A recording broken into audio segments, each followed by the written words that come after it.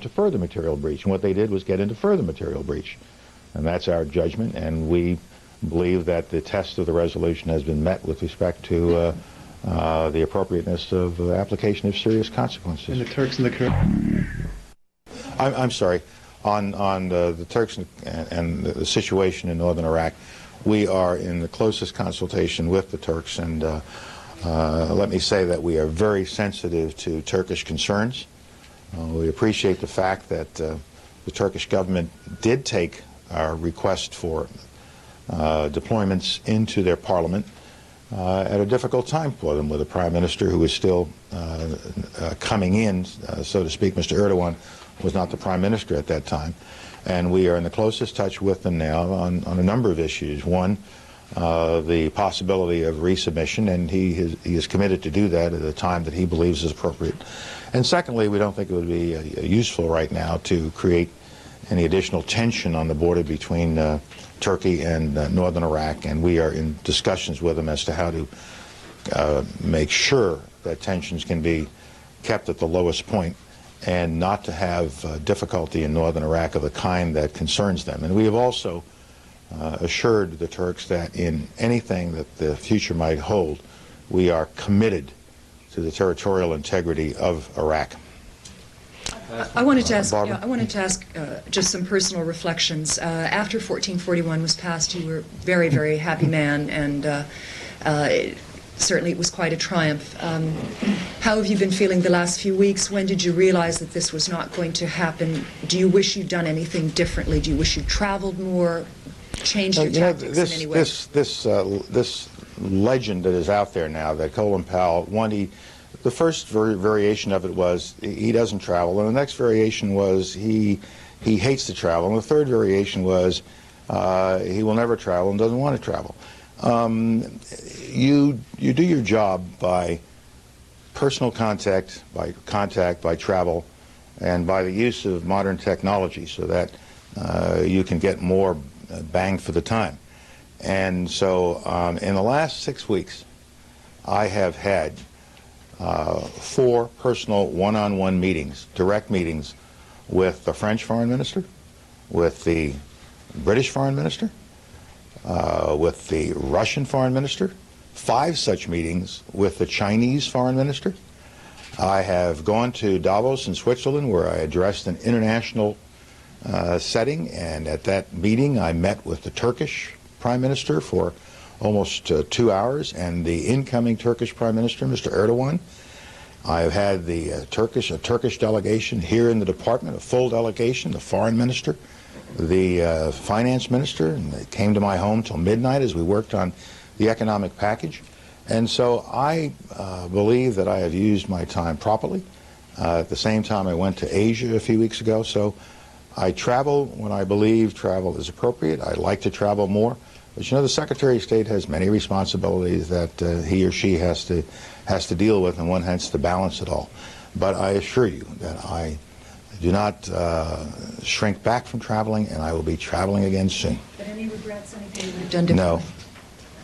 I mean, you can always look and say you should have done this, should have done that. But the fact of the matter is we came up with a good resolution, and we got a solid vote for it, 15-0. And then for a period of 4 months after that, we worked hard with the inspectors. We provided them intelligence.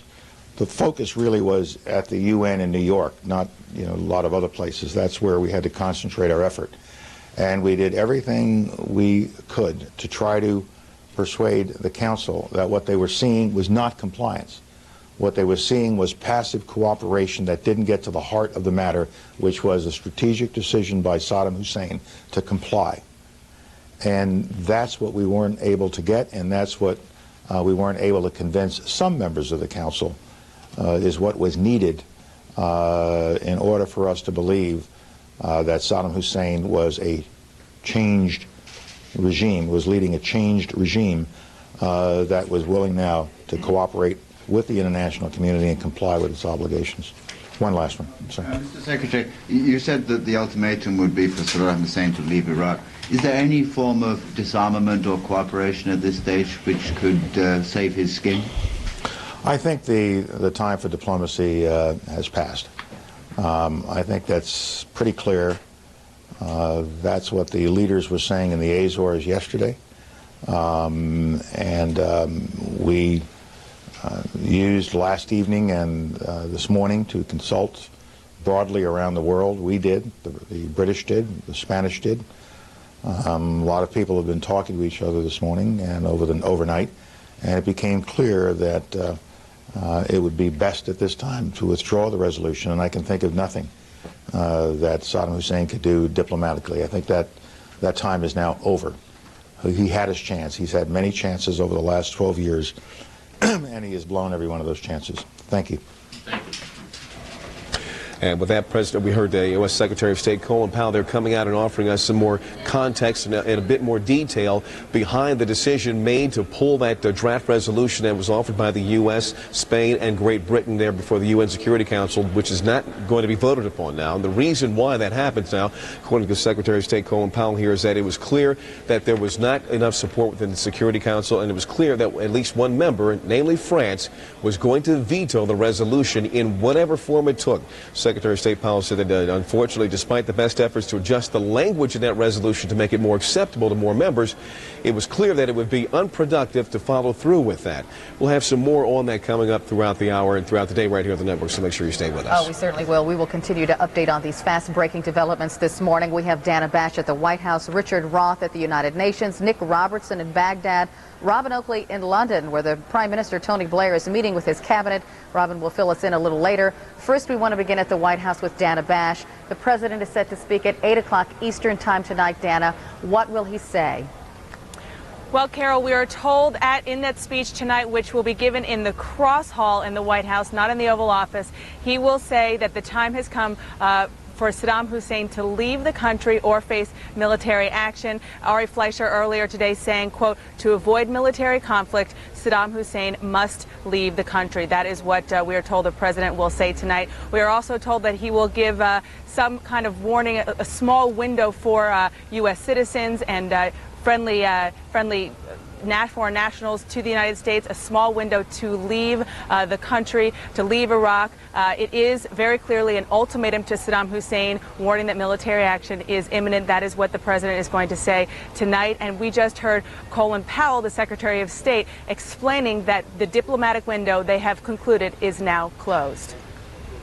It is clear that there are some permanent members of the Council that would veto any such resolution or any resolution resembling the one that the British tabled Friday before last at the United Nations. As a result of this, the United Kingdom, the United States, and Spain decided to not call for a vote on this resolution. We spent a great deal of time overnight and early this morning talking to friends and colleagues around the world about the resolution, and it was our judgment reached by the United States, the United Kingdom, and Spain that no further purpose would be served by pushing this resolution. So we are not going to ask for a vote on the resolution. You heard Colin Powell saying he made some calls this morning. He said 12 to 15 calls. The president also made some calls to some of his key allies, those he met with yesterday. Tony Blair and Jose Maria Aznar spoke with them this morning, and we are told that at the meeting you see there, Colin Powell arriving here at the White House this morning for the regular national security meeting.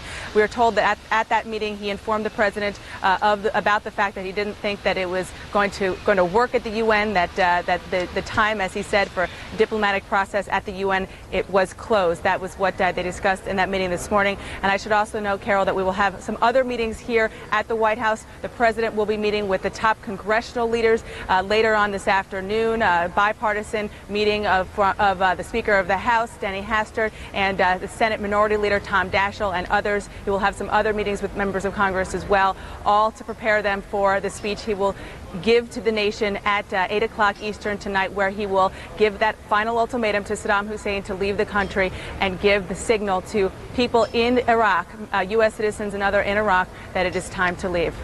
Carol. Dana Bash reporting live from the White House. Of course, the president also early this morning, or the U.S. government, suggested that the arms inspectors leave Iraq.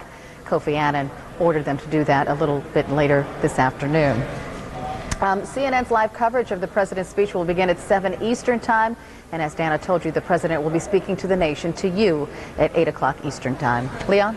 All right, diplomacy now apparently dead at the UN. We just heard Secretary of State Colin Powell saying that this was a test that the Security Council did not meet. You also heard that the UN plans to pull its weapons inspectors out of Iraq. That should happen almost any moment now. Lots going on there. Let's go right now to our UN correspondent, Richard Roth, who joins us with more on all of this. Hello, Richard. Hello, Leon. Well, it looks like that card game is not going to happen here. A week and a half ago, President Bush said it was going to be time for countries to show their card, see where they stand. Let's have a whip count. It's just not going to happen. It was the British who really needed this resolution. But when you hear Secretary Powell say the time for diplomacy has passed, and he led a tireless effort in the Bush administration to bring the president back to the UN, first several months ago for a resolution, back again for another attempt at the last mile, as Secretary Powell said, you know it's pretty much over. It was the British ambassador, though, who announced that the US, UK, and Spain were withdrawing the resolution. Having held further discussions with Council members over the weekend and in the last few hours, we have had to conclude that Council consensus will not be possible in line with Resolution 1441. One country in particular has underlined its intention to veto any ultimatum, quote, no matter what the circumstances, unquote. That country rejected our proposed compromise before even the Iraqi government itself, and has put forward suggestions that would row back on the unanimous agreement of the Council in Resolution 1441, and those suggestions would amount to no ultimatum, no pressure, and no disarmament. Given this situation, the co-sponsors have agreed that we will not pursue a vote on the draft UK-US-Spanish resolution in blue. In blue, referring to diplomatic jargon here when a resolution is ready to be voted on within 24 hours. France's ambassador immediately responded to the Greenstock statement there, saying that the reason the resolution was withdrawn is that 11 other members of the Security Council were not in favor of a resolution that would authorize force. There's still a dialogue going on inside the Security Council. Important notes that we're getting from a diplomat inside. The French ambassador again repeating he was unhappy about the public statement singling out France, as the British ambassador just did. The German ambassador said it's no time to suspend inspectors, though it appears likely that Kofi Annan, who has not spoken yet in the Council, will ask the Security Council a final blessing on withdrawing the weapons inspectors. And the U.S. ambassador inside, Leon, saying the U.S. had warned the inspectors to be prepared to move out of Iraq. And another ambassador from the Arab League said about the U.S. Withdrawal of the resolution and impending military action, quote, it's a very grave day. This is the day that international law has been shoveled away. War will not solve this problem. Unfortunately, those who are going to war will find it very difficult to get out of it. Leon. Richard Roth on a very important day at the UN. Thank you very much, Richard. Carol, over to you. Let's talk some more about this issue. We went ahead live to Iraq now, and Nick Robertson, who's in Baghdad.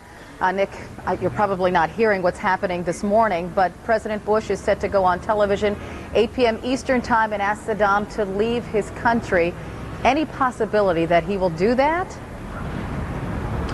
No, absolutely no indications of that so far. What we've heard from the Iraqi leader over the past weeks and from some of the top officials as well, President Saddam Hussein set to stay here. That's the image that's been portrayed on television here. Many meetings. Meeting just last night with military commanders threatening to take the war, if it comes to Iraq, take it all over the world. What we've seen President Saddam Hussein do this afternoon on Iraqi television is meet with Tunisia's foreign minister. He told the foreign minister, Habib bin Yahya, that Iraq had not given in to United States threats or pressure to cooperate with the UN weapons inspectors. The Iraqi leader saying that he'd done it because Iraq was serious. Also saying that if the United States wants to be the leader of the free world and not the most hated state in the world, as President Saddam Hussein put it, then the United States should end its programs of manufacturing weapons of mass destruction, destroy its stocks. Then he said, if the United States took those measures, what would stop other countries then getting rid of their weapons? We haven't heard this from the Iraqi leader before. We also heard him tell the Iraqi people, explain to them at least why Iraq did have weapons of mass destruction in the first place. He said it was for defensive means. He talked about their 8-year war with Iran, the need to have weapons of mass destruction, chemical, biological weapons then to fight their neighbor at that time, that being back in 1980 to 1988. Of course, the Iraqi leader saying now the Iraq has no weapons of mass destruction. The view... Carol? Nick Robertson, I was just going to ask you about Saddam Hussein telling his people that Iraq at one time had weapons of mass destruction and the significance of that. Do we still have Nick? Nick, can you address that? Carol, it's very difficult for me to hear you at the moment. I think we're having trouble with the line. If you can ask me the question again. Okay, one more time. Saddam Hussein telling his people that Iraq at one time had weapons of mass destruction. That's unusual. What's the significance of that? Well, at this time, the Iraqi leader really needs to keep support of the Iraqi population. This type of explanation is not something the president talks about much on television. Of course, everyone here knows that the country has had weapons of mass destruction, chemical weapons in the past. The president laying out a reason why they had them. They needed them for defensive measures. These are the sort of explanations at this time. Perhaps they will weigh on people's minds at this time as the country heads into war. Of course, we've heard the Iraqi leadership say time and again, and in their referendum last year, the president has 100% support of the people. Of course, that, when we talk privately to people, not the case. What they're trying to do, it seems to be, is to remind their people of why they had these weapons and to try and at least keep some support at this very critical time. Carol? Nick Robertson reporting live from Baghdad. And we hope he stays safe there, too. Stay with CNN for up-to-the-minute developments on Iraq. Of course, we will bring you live coverage of President Bush's address to the nation. That's tonight at 8 Eastern, 5 Pacific time. And you can track the latest developments online at CNN.com/Iraq. Our in-depth special gives you the headlines and background on events leading up to this current showdown. I am very curious about the reaction in the UK because, as we just heard from Secretary of State Colin Powell, this resolution was offered to give cover to Tony Blair. And Tony Blair is supposedly now meeting with his cabinet members. Exactly, and we'll get some information from what's happening. Hopefully, inside that meeting, that might get rather tense because we hear there may be cabinet members talking about ditching Tony Blair now. Stay with us. We're going to whip around the world for some more reaction to these latest developments in the showdown with Iraq. And we'll also go to Ruwashid, Jordan. That's where refugees are crossing the border coming in from Iraq. And the father of accused kidnapper of Elizabeth Smart speaks out. He says don't judge his son too harshly. An exclusive interview just ahead. Plus, health officials are now in a race against time as hundreds of people have been hit by a mysterious and deadly respiratory illness. All that and much more coming up on CNN Live today. Oh, and the Dow, Leon, check it out. It is way up 187 points. On the latest developments happening this morning, investors are reacting. NASDAQ is up as well. It is up 37 points at this particular point. S&P is also up. All the markets now up with green arrows. Well, maybe the investors are saying finally something has happened. Stay with us. Much more coming up.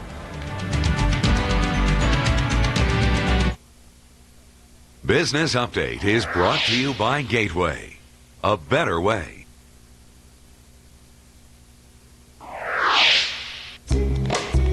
Gateway's new 450 series notebooks carry a breakthrough in mobility with the integrated wireless freedom of Intel Centrino mobile technology. You can go far and fast with the ultra performance of the 450 series. And with our spot-on value, even longer. Purchase our 450X notebook and get a second battery for $1 more. That's a total of up to 8 hours of battery life. Spot-on Gateway. Call, click, or come in. Gateway 450 notebooks feature Intel Centrino mobile technology.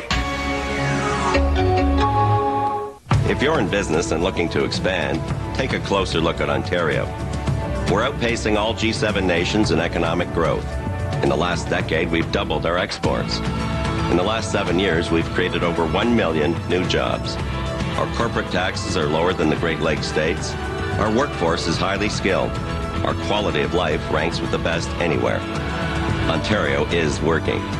There's simply no better place in the world to do business. So give us a call. That was me. What a stiff. Back then, my achy joints made it hard for me to get around. So I tried OsteoBiflex. OsteoBiflex has helped so many renew their joints and their lives. You see, it's not temporary relief. It safely lubricates joints and rebuilds cartilage. So over time, you're more flexible and comfortable. OsteoBiflex from Rexall. Put some life back in your joints. The stories that affect you can happen anywhere. For the latest news from Washington and around the world. Wolf Blitzer reports, weekdays 5 Eastern on CNN. You're 25 years old, and you've been dropped from your parents' health insurance policy. You're 65, or you're retiring, and you know Medicare alone won't give you the security you need to enjoy that retirement worry-free. Maybe you're recently divorced, an entrepreneur, or you're working for a company that doesn't offer health benefits. If any of this describes you and you live in Tennessee, call this toll-free number now. We're hearing stories like yours every day, ever since Blue Cross Blue Shield of Tennessee introduced health insurance for individuals. Grateful people who tell us about how they were dropped, how they were too small, how they couldn't get a straight answer from other insurance companies until they called Blue Cross Blue Shield of Tennessee. Call this number and you'll learn about which Blue Cross Blue Shield of Tennessee plan for individuals is right for you. Call now. Insurance for individuals from Blue Cross Blue Shield of Tennessee. More hospitals, more doctors, and more choices to call your own. CNN, the most trusted name in news. 11:23 Eastern Time. Welcome back. So much is happening this morning. More breaking news to tell you about, this time out of Britain. We've been telling you that second UN resolution has been pulled from the table at the United Nations. In fact, diplomacy seems to be dead right now. That resolution supposedly was to help Tony Blair's political career. Well, right now he is meeting with his cabinet in Britain. We're going to go to Robin Oakley shortly when we get him. But we understand that Robin Cook has resigned his post as the government's leader in the House of Commons. Now, Blair's office says the resignation came after a private meeting between Cook and the Prime Minister, and shortly before that meeting that I told you about of the full cabinet. Now, Mr. Cook had threatened before to resign if the United States and Britain insisted on going to war with Iraq. Of course, we don't know that there's going to be a war right now, but it sure looks that way. Again, Robin Cook, the British government's leader in the Parliament, and he was a highly respected former Foreign Secretary. He has resigned. Don't know what this means to Tony Blair or his political stature in Great Britain. Robin Oakley will join us shortly to tell us more about that. Yeah, very interesting. And while you were reporting, we have Robin Oakley. We have Robin Oakley. Robin Oakley, are you there? Tell us more about this. Yes, I can hear you. Tell us, what happened? Hello? Hello, Robin? Robin, can you hear me? Yes. Okay, tell us what happened. Carol, we have just heard that Robin Cook, the former Foreign Secretary and leader of the House of Commons, has left Tony Blair's cabinet because he is not prepared to support military action against Saddam Hussein without the sanction of a second UN Security Council resolution. We're still waiting to hear if he's going to be joined in resigning from the cabinet by Claire Short, the International Development Secretary, who had threatened last week that she would go if there weren't backing from the UN Security Council. And she described Tony Blair's policy then as a reckless policy. Robin Cook, of course, has had his differences with Tony Blair on a number of subjects, and this will be a big blow, though, to the British Prime Minister at the start of a battle for public opinion, because public opinion is divided 70-30 against the idea of military action in Iraq without the backing of the UN. Tony Blair also faces a potential rebellion from his own Labour Party MPs. 122 of them rebelled last time the issue was put before the British House of Commons, and it's expected that the rebellion will be even bigger when they are asked to bless the sending of troops to fight against Saddam Hussein for a cause which many of them see as one dictated by George Bush. Carol. I understand Jack Straw is going to address the people of Great Britain. Is that right? Robin, do you know about that? We're expecting, it has been a possibility that Jack Straw would be talking to the House of Commons at 7 o'clock. We'll have to wait and see what Tony Blair has to say now that it is quite clear that the diplomatic route has been abandoned and that military action is going to follow. It would be surprising if we did not hear from Tony Blair in some shape or form over the next few hours. But for the moment, the emergency cabinet meeting is going on, and the ministers at that cabinet meeting have been told by the British Attorney General, Lord Goldsmith, that there is legal authority for military action, which he bases on two early UN Security Council resolutions 678 and 687, which talk of the use of all necessary means to disarm Saddam Hussein, and of course Resolution 1441 from last November, which threatened serious consequences for him if he didn't take this final opportunity to disarm. So, Carol. Robin, those 25,000 British troops in the Gulf, they'll be put into force by Tony Blair. The United States won't have to worry about that? No, I don't think there is any question of Tony Blair failing to support George Bush in terms of committing the British troops to military action. He's made it clear all along that he regards this as essential for the maintenance of the authority of the United Nations. He says it's got to live up to its threats against dictators like Saddam Hussein, and he's made it clear all along that he is willing to support George Bush. He wanted for preference to have a second UN Security Council resolution to give him political cover for doing so, but he's also made it clear he will live without that resolution if it comes to it, and that is what it has come to. Carol. Robin Oakley reporting live from London this morning. Thanks for that. Leon? Prime Minister Blair had better be prepared for quite a few body blows to come in the days and weeks ahead. As you know, we've been watching the polls, and the British public has only been supporting this whole venture of a war only in the low teens, percentage-wise. So this could be some very tough times ahead for Prime Minister Tony Blair. And we're going to keep our eyes on that situation there as well as around the world. A diplomatic solution for the showdown with Iraq pretty much off the table now. President Bush is going to be coming out and issuing an ultimatum tonight to Saddam Hussein and his cohorts, as we heard this morning. But some world leaders are standing firm against military action in Iraq, and we have extensive coverage of the latest reaction coming in from around the globe this morning. CNN's Jim Bitterman is in Paris. Moscow Bureau Chief Jill Doherty is in the Russian capital, and Rula Amin is in Ruwashid, Jordan. That's where refugees are crossing the border coming in from Iraq. Let's begin first of all with Jim Bitterman. Jim, hello. Hi, Leon. As you say, the French position has not changed at all. Before breakfast this morning, Dominique de Villepin, the foreign minister, was on French radio saying that basically France still remains opposed to any kind of resolution in the United Nations that automatically implies the use of military force, which was the case with the resolution that was before the Security Council, just recently withdrawn by the United States and Great Britain. And the French ambassador to the United Nations says he believes that, in fact, the resolution was withdrawn because the United States and Great Britain realized that they did not have anything near majority support on the Security Council to get the resolution passed. The French have said this all along. They said it's not because of the veto that they have threatened, but rather the fact that the U.S. and Great Britain came to recognize they could not get 9 votes necessary to pass the resolution. And basically the French have stood on this position because of the fact that they believe the inspections are working. The inspectors that are being withdrawn today are not being withdrawn because their mission has come to some kind of a roadblock or come to some kind of an end. They're being withdrawn because they're under the threat of military force. So basically they believe the inspections can be made to work to disarm Iraq peacefully. A similar kind of view that one hears in Moscow, I take it. And here's Jill Doherty to explain further. Well, taking that resolution off the table really is something that Russia absolutely wanted. In fact, this morning you had a deputy foreign minister saying there is no way that that resolution is going to pass.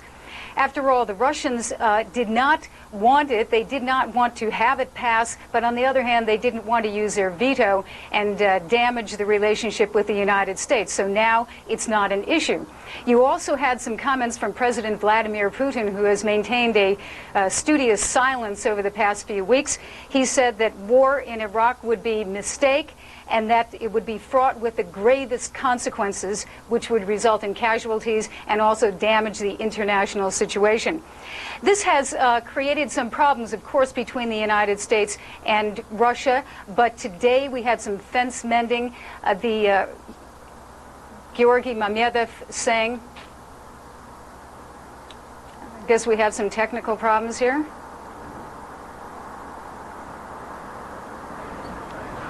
I'm standing at the town of Ruwashid. This is the last Jordanian town before travelers get to the Iraqi border. Baghdad is just about 5 hours drive away from here. And throughout today we have seen diplomatic cars and other cars bringing diplomats and journalists who seem to think that Baghdad is not safe anymore with war looming so close. And 10 minutes, just 10 minutes drive up this road, there are where the Jordanian government and UN agencies are preparing to receive refugees that will be fleeing Iraq in case there is a war. The UN estimates about 600,000 people will try to get out of Iraq into Iraq's neighboring countries like Jordan, like Turkey, like Iran. And they're trying to prepare the ground. The pace of work has really picked up since last week, with bulldozers digging the ground, preparing the ground to set up this camp. For the town of Ruwaishid and for the rest of Jordanians, the fact that the diplomatic solution has closed down is just bad news. People here are very angry, very frustrated, and they don't see that this war is justified, and they don't see that it's legitimate. The humanitarian crisis that may result from this war is a major concern for people here, where they feel that the Iraqi people may end up paying the highest price. Leon? Well, Rula, the question that jumps to mind first is these people who are coming across the border, are they blaming their plight right now on Saddam Hussein, or are they blaming it on the U.S.? Well, there are no people crossing the border right now. However, the people we have been talking to, even Iraqis who have left Iraq in the last few years and who usually blame Saddam Hussein for their misery, are very anxious and apprehensive about the U.S. war. They keep on telling us that they cannot accept, no matter how much they dislike Saddam Hussein and they dislike his regime, they cannot accept the fact that the Americans would go to Iraq and occupy it, that they tell us this is unacceptable and they will not accept it. Jordanians, for example, say that the Americans are going to war not to disarm Saddam Hussein. Many of them tell us that they are suspicious that the Americans are going to war in order to control the Iraqi oil, to control the region. And that's why there's a very strong opposition to any military strike against Iraq. Even those people here who really wish to see the Saddam Hussein disappear tomorrow are very apprehensive about the fallouts of this war. For example, the Jordanian government here has made it very clear that there will be some huge economic losses for Jordanians in case there is a war, because Iraq is a main trading partner for Jordan and they will lose a lot if there is a war. Leon? All right, thank you very much, Rula. Rula, before we let you go, let me ask you one last question. The question is whether or not people there that you've been talking to actually believe that whatever happens, that when this is all over and it's said and done, that there will be a better chance for true democracy in that region? Well, Leon, actually this argument doesn't sell here. For example, they say if the U.S. really wants democracy in Iraq, why is it only Iraq? How come the U.S. is not pressuring other allies in the region, different Arab countries who are not democratic? The other thing is that people are concerned for Iraq's stability and for the integrity of Iraq as a country. Even the governments, the Arab governments who are very much anti-Saddam Hussein, they are concerned that instability in Iraq would lead to instability in their own countries. Leon? All right. And speaking of instability, you may have some there, so we want you to be careful. Rula Amin reporting live for us from Ruwaishid there on the border of Jordan and Iraq. Take care. Be careful. It sounded pretty dicey there for a time, but she's okay. Yeah. She's okay. Check out the stories making headlines on our CNN News Alert just ahead. Plus, how soon could a war begin? And what battle plans might the troops expect? We'll talk about all of that with our military analyst, retired General David Grange, just after the break, so don't go away.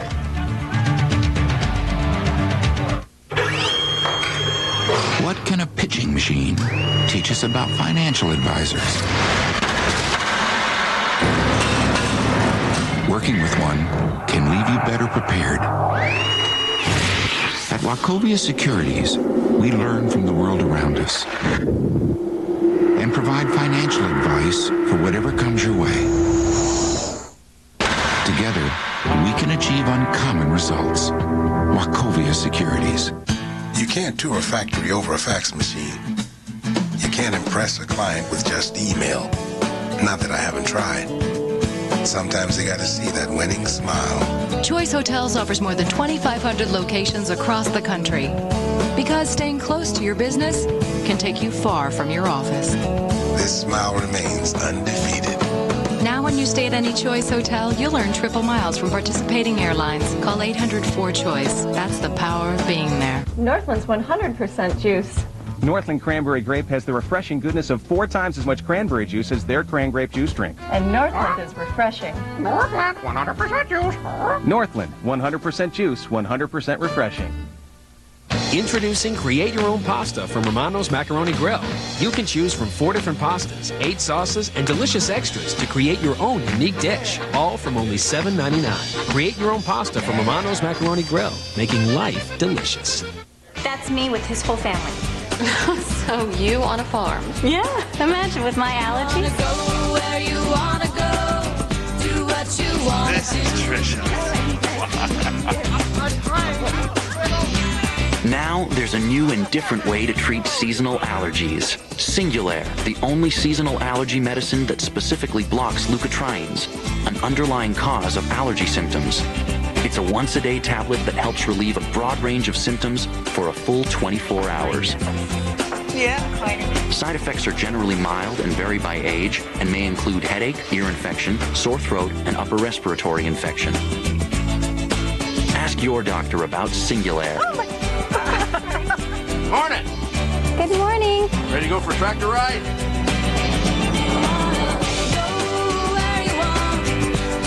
You know, I think I did just fine. Singulair, a different way to treat seasonal allergies. 37 minutes past the hour on Monday, the 17th day of March. Here are the headlines for you. Palestinian sources say Israeli raids in Gaza today left at least 9 people dead. Israel says a senior Islamic Jihad activist is among the dead. Israel has now shut down the West Bank and Gaza, fearing terror attacks on the Jewish holiday of Purim. The murder trial of James Kopp is getting underway today in Buffalo. Kopp admits he shot Barnett Slepian, a doctor who performed abortions.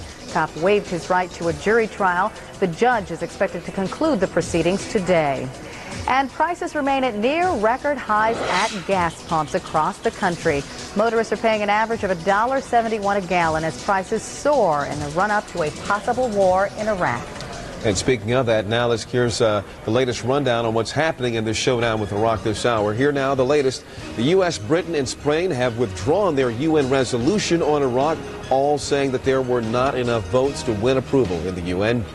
Now, with military action all but certain, we are told that UN Secretary General Kofi Annan will heed a U.S. call to withdraw inspectors from Iraq.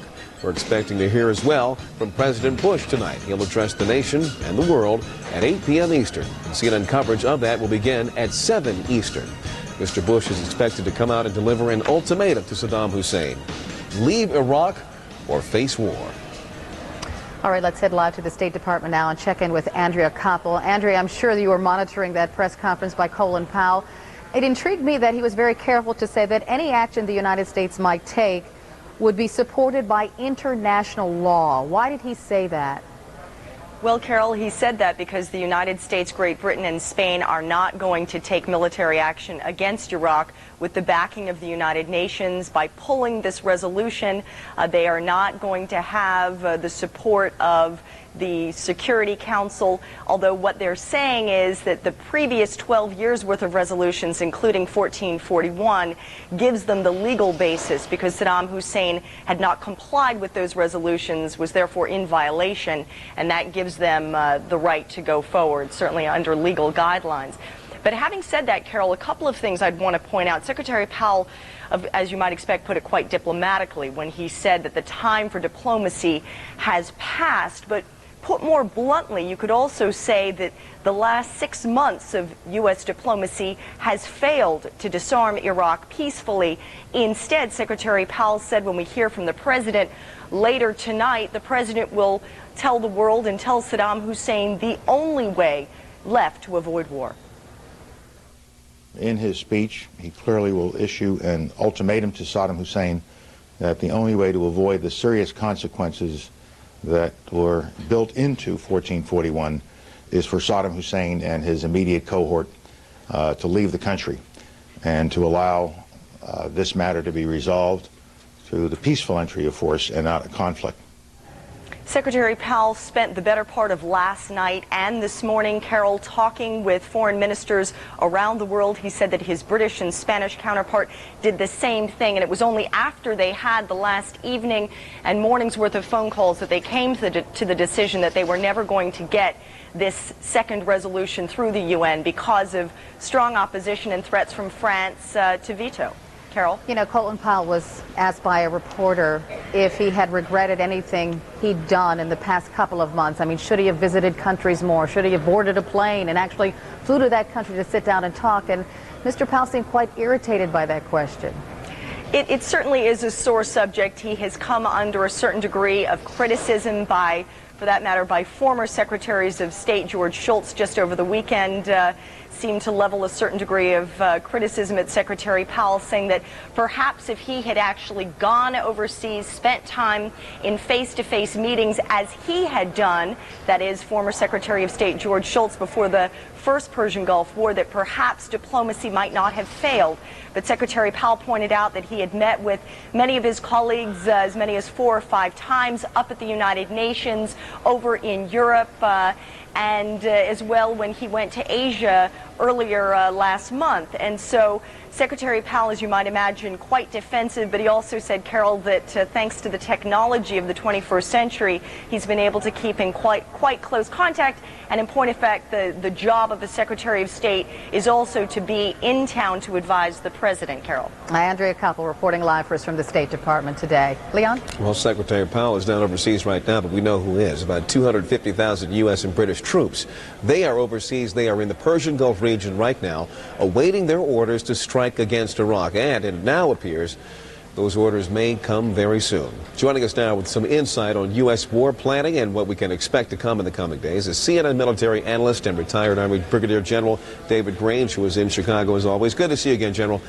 Good to see you. Now, as we have heard this morning, now we have seen this diplomatic option being taken off the table. We hear President Bush is going to come out tonight and say Saddam Hussein has a number of days before to leave the country or face war. What do you think happens now for the military in the next couple of days? Well, the military is going to continue to reposition forces already in a region, and they'll also position new forces that have yet to arrive. The troops on the ground or aboard ship will continue to refine the tactics and techniques they'll use, for instance, in fighting in trench lines, bunkers, clearing buildings if they have to fight in built-up areas, and procedures on defense against chemical or biological warfare. Those things will be fine-tuned, test-firing weapons, and constant maintenance in this desert environment. Let's talk about a couple of these specific groups. Starting now with the carrier groups that are going to be moving into the Red Sea right now, the USS Harry Truman and the Theodore Roosevelt. Yeah, those carrier battle groups will move into those positions in order to fire, let's say, Tomahawk missiles, where they could, the flight of the missile will go over Saudi Arabia, let's say, instead of Syria, which would be the case if it was in the Mediterranean, as well as launching airstrikes, attack aircraft from these carrier battle groups into targets in western Iraq, or actually anywhere in Iraq, from the Red Sea. So that's just one of the approaches. All right. How about on the ground? Who goes in first on the ground?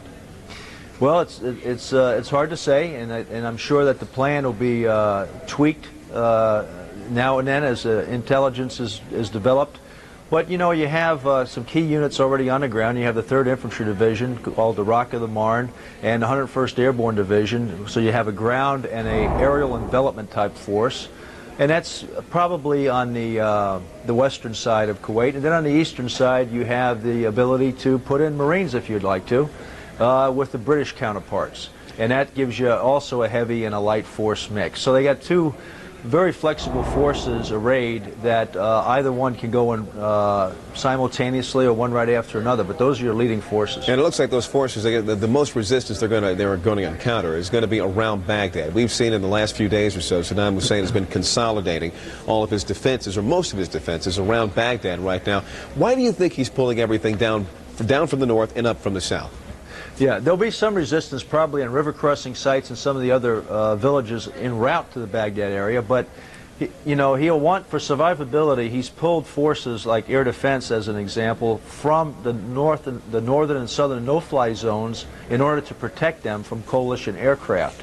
And so that's a survivability move. And then the other is that he has to get into a defensive posture because he really cannot maneuver. If he maneuvers forces in the open, they'll be destroyed immediately. So he has to hunker down and dig in around Baghdad. You know, and we've been talking so much in the past few weeks about how Saddam Hussein has been playing world public opinion against the U.S. and the coalition here.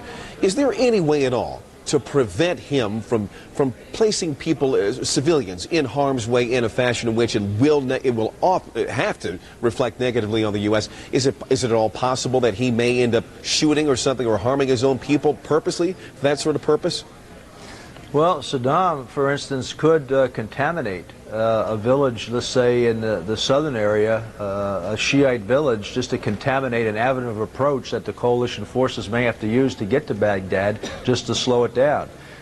He uses people for human shields. I mean, I'm sure he'll use that tactic around Baghdad and then try to exploit that with disinformation. Well, let me ask you just one last question here about the word that we got from our Barbara Starr at the Pentagon this morning, that the Pentagon may have heard some chatter about the possible use of some sort of chemical weapon by Saddam Hussein. This is already being mentioned now in chatter that's being overheard by intelligence agencies. Do you think that's a possibility here, and would you be prepared here now for perhaps a preemptive strike by Saddam Hussein with a weapon like that?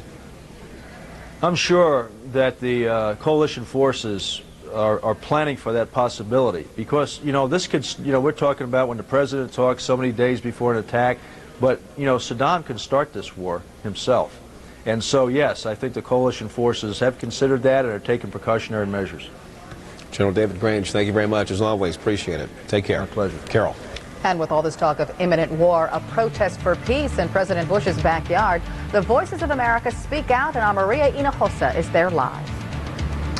Well, as the possibility of war increases by the minute, now the pressure from anti-war protesters increases as well, this time with civil disobedience at the Capitol. Coming up after the break. Trying to remember what day the free shipping offer is over? At Gateway, shipping is always included on our home PCs. Plus, Gateway desktops have everything you need built right in from the start. A fast processor, big hard drive, CD burner and DVD drive, lots of memory, and a big monitor. And shipping's always included on our home PCs. Call, click, or come in. Gateway. Gateway 500 series PCs feature Intel Pentium 4 processors.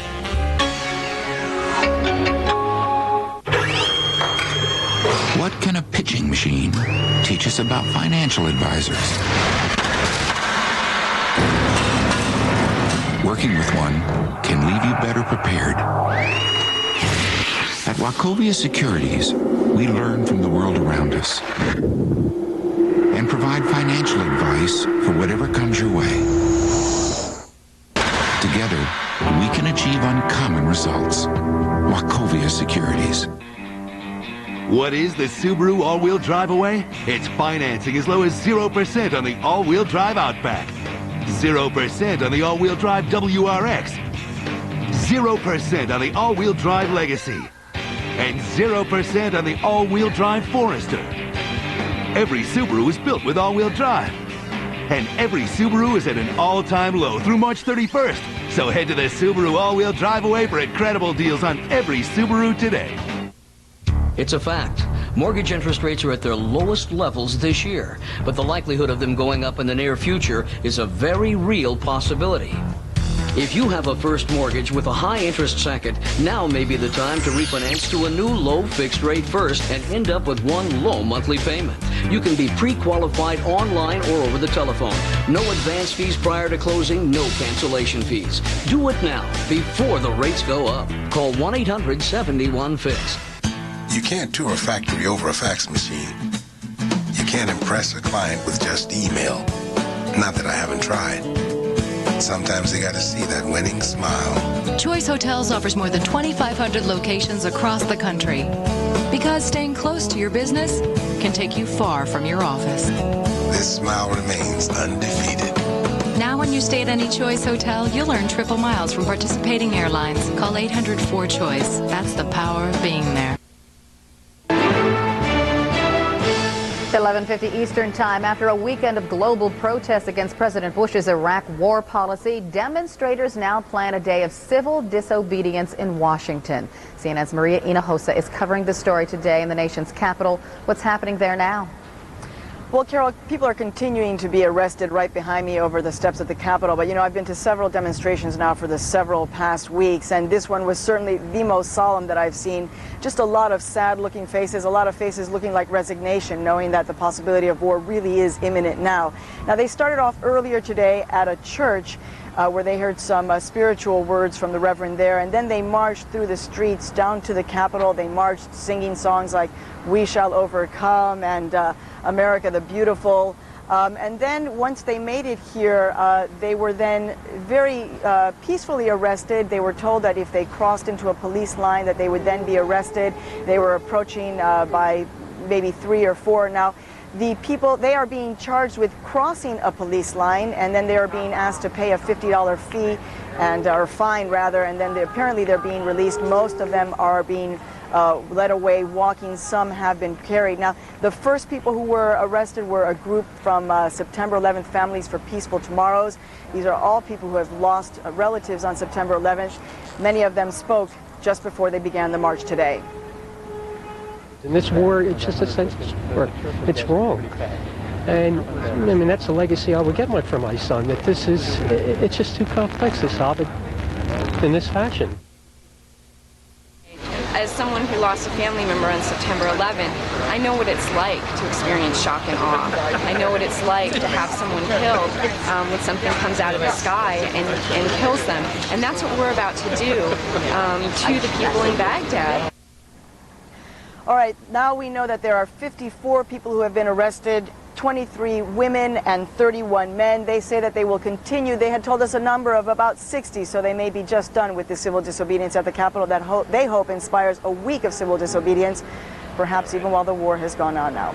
Back to you. Maria Hinojosa reporting live from our nation's capital today. All right, as we remarked earlier, the markets, they seem to be taking this news that this resolution has been taken off the table, and they've since taken the lid off of trading at the markets. Right now, you're looking at the big board at the New York Stock Exchange. It's come back a little bit, but it's still way up there. It's 187 right now, 188.86. The NASDAQ is also up right now. It's up 35. And the S&P was also up as well a moment ago. So we got a trifecta going this morning. We certainly do, and we'll have much more for you right after this. You stay right there. CNN Tonight, Will Americans Go to War? Senator John Warner, former Senators Warren Ruttman and Gary Hart, and more. Only on Larry King Live, CNN Tonight, 9 Eastern. Bad weather means big savings. Last month you didn't get out much, so we didn't see you at Walker Chevy Olds, and we've still got lots of excess inventory. So we're deep discounting every Chevy on the lot. Impalas, not $20,000. Bad weather discount $16,876. Trailblazers, well under $25,000, only $21,976. There's hundreds more to choose from. Bad weather means big savings, but only this week at Walker Chevy Olds. Your way is the Walker way. Come on, everybody, to the Santa Fe Southwestern Bar and Grill for the best Southwest cooking this side of the Mississippi. Enjoy Santa Fe-style fajitas and burritos. Santa Fe's menu has something for everyone. Chicken, seafood, baby back ribs, and no one beats our grilled steaks. We always use the freshest, finest ingredients, and remember the little buckaroos eat free. The Santa Fe Southwestern Bar and Grill. For a rockin' good time and a great escape, you gotta get away to Santa Fe. Where can you find great audio and video products at the best price? Only at Hi-Fi Buys. Hi-Fi Buys can help you find the right home theater system for your house. Hi-Fi Buys takes your purchase seriously and will find out exactly what your needs and desires are, and then deliver and professionally install your new system. Hi-Fi Buys has absolutely the best system for your needs. Remember, no one knows it, sells it, or installs it like Hi-Fi Buys. Hi-Fi Buys on Nolensville Road in Nashville. You know when you're having a baby and everyone says it'll change your life, and you say, I know. You don't know. Life is full of surprises. Hey, check this out. She's not supposed to roll over till next month, and she just rolled over. You learn as you go. We actually watched a movie last Friday. I'm gonna buy this. Honey, she's 3 months old. Yeah, but this is the bomb. Everything we do is about connecting you to the stuff you love most. Comcast. This is CNN, the most trusted name in news. What happened? I ordered 200 dachshund, but they sent us all these little wiener dogs. 200 dachshund. Were you on a cell phone, sir? Well, yeah. Static. Here. Now you can get clear calls and do more, because Sprint built the largest all-digital, all-PCS enhanced nationwide network from the ground up. For clarity you can see and hear. Thanks. Now, this would have helped. Get unlimited PCS Vision 500 anytime and unlimited night and weekend minutes from Sprint. Business Update is brought to you by Sprint. Introducing PCS Vision. Clearly a whole new way to look at wireless. We have breaking news again to tell you about this morning. UN weapons inspectors will be pulling out of Iraq on Tuesday. As you know, very early this morning, word came from the U.S. government that weapons inspectors were to leave Baghdad. That was the suggestion from the U.S. government. Kofi Annan later agreed, and those UN inspectors will be out of Iraq by tomorrow, Tuesday. Let's go live to Baghdad right now and check in with Nick Robertson. Are you hearing about any of this, Nick? Absolutely, Carol. The UN weapons inspection spokesman here, Hiro Ueki, says although they have not yet had word from the UN weapons chief Hans Blix, formal word that they should evacuate their staff from Baghdad, he did say that they do expect to begin pulling out all their staff on Tuesday. Now, he does plan, and they do plan, to fly their staff out of Iraq. Currently, they have one aircraft, a large military-style transport L-130 aircraft on the at Saddam International Airport, the main airport here in Iraq, and that is the aircraft they expect these UN weapons inspectors to depart on. Of course, for the Iraqi people, that really will be a very clear sign that the end has come and that war will be very, very imminent. Carol? Nick Robertson, thanks for the update live from Baghdad again. Those weapons inspectors in Iraq will be pulling out by tomorrow. Well, right now, traders are pulling out the stops, believe it or not, in the wake of all this news. Let's go right now to Alan Chernoff in New York to get the very latest on what's happening with the markets. Hello, Alan. Hi, Leon. You know, it's somewhat grisly to think in these terms, but nonetheless, this is the reality of Wall Street. The stock market, as you see, having a big rally. The Dow Jones Industrial Average popping just over 200 moments ago. And what's happening here is that a lot of money managers are essentially placing bets on the war. It's been widely anticipated that the stock market would have a nice rally once there were signs that a war, if it were to occur, were successful. Well, what's happening today is that people saying, we're clearly going to war, and we're betting that it's going to be quick, it's going to be a success, and people are putting down their bets right now. As one trader said, there is fear of the market going up rather than the fear of market going down, so people are jumping in right now. Leon, Carol? All right, good deal. Thanks, Alan. We'll let you watch that throughout the day. We'll get back to you. And folks, we appreciate you joining us this morning for all the action that we had right here on CNN Live today. That's right. Showdown with Iraq starts right now with Wolf Blitzer. Have a great afternoon. You need to manage your business anytime, anywhere. Gateway's new business notebooks featuring Intel Centrino mobile technology help you stay productive with wireless connectivity. Plus the freedom of having up to 8 hours of battery life. Now get 0% business financing for 24 months when you purchase Gateway 450 E-Series business notebooks. Gateway, business, government, education. Gateway 450 notebooks feature Intel Centrino mobile technology.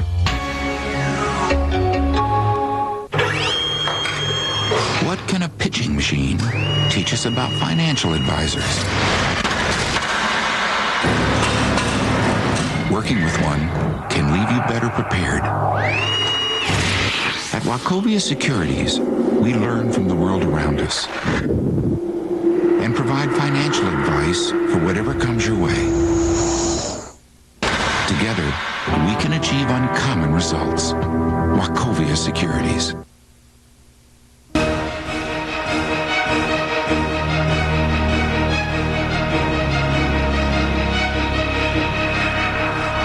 In his speech, he clearly will issue an ultimatum to Saddam Hussein that the only way to avoid the serious consequences that were built into 1441 is for Saddam Hussein and his immediate cohort to leave the country and to allow this matter to be resolved through the peaceful entry of force and not a conflict.